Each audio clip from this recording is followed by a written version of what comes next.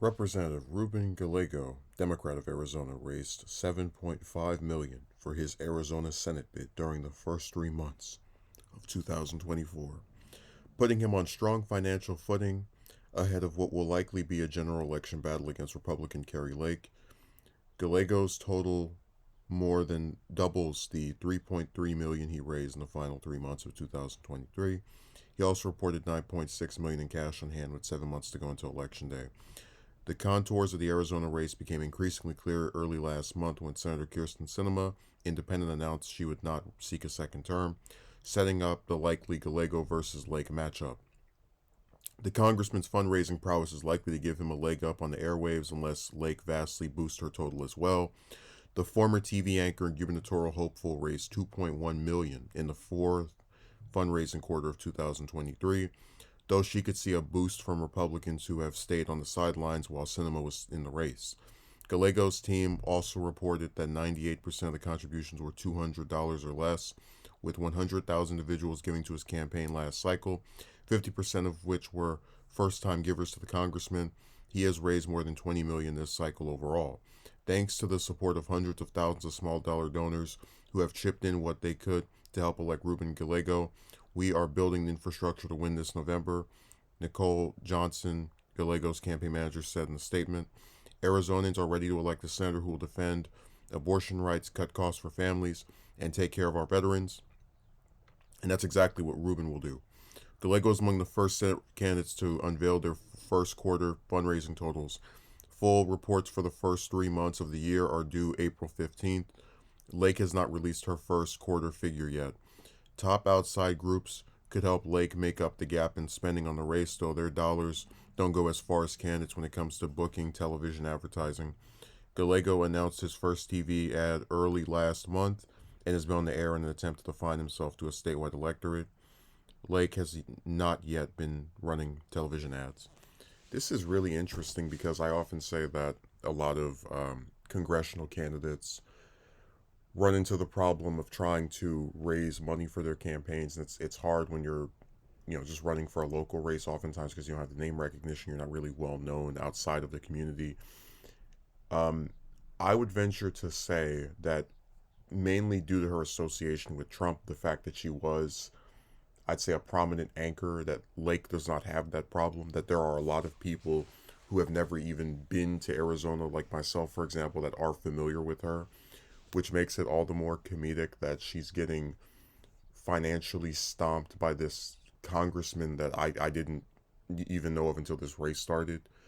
Because it shows you that the people of Arizona, by and large, seem to be sick of her. And it's not even just them. It's like,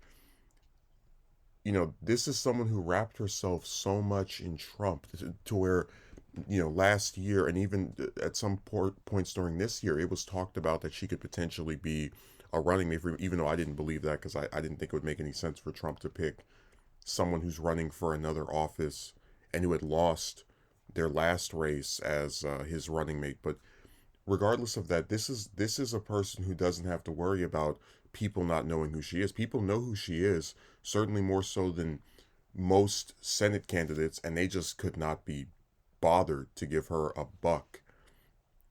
And this actually ties back to something I once heard on Breaking Points, where the hosts were talking about how a lot of the Republicans in the current party really like Trump, but all of these like acolyte sycophant type characters, such as Lake or um, Noam or any of the rest of them, their popularity only extends to when they're associated with him. Once they stop being covered and addressed by him, they sort of just get swept under the rug, or they're not really paid as much attention to.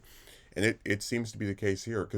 This is even more insane when you remember that Arizona is a state that up until 4 or 5 years ago, if you said it was going to go blue, you would have been laughed at. But there is a resurgence of Democrats in that state, in many over there and in Georgia. And I think that if Gallego doesn't win this Senate seat, which I think I'm leaning toward he will, because I just think the fundraising, most of the time, unfortunately, the person who raises the most money wins the election. So I do think he's going to win this race. But if he doesn't win this race, I will be very surprised to see Lake last more than one term on that seat, because the Arizona is going and transcending into a blue state. Um, and it would be kind of funny to see her lose two statewide races back to back, like in the span of 2 years. Just it's hard for me to think of other candidates that have had that happen. But it's just incredible to me that you're one of the most well known non-office holding Republican candidates in the country, and you can't even out fundraise a little known congressman. But it makes you wonder: is it because Gallego is such an attractive candidate, or that Lake's own supposed backers and supporters really can't extend themselves to financially support her?